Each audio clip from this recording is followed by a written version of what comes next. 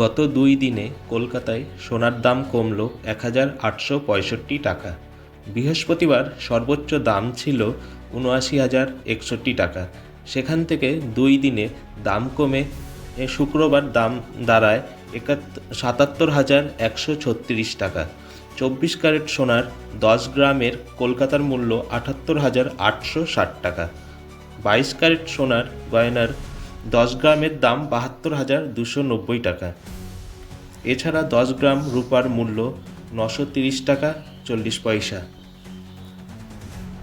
এ ধরনের আরও খবর জানতে কলকাতা সমাচার চ্যানেলটি লাইক করুন, শেয়ার করুন, সঙ্গে বেল আইকনটি প্রেস করুন। ধন্যবাদ।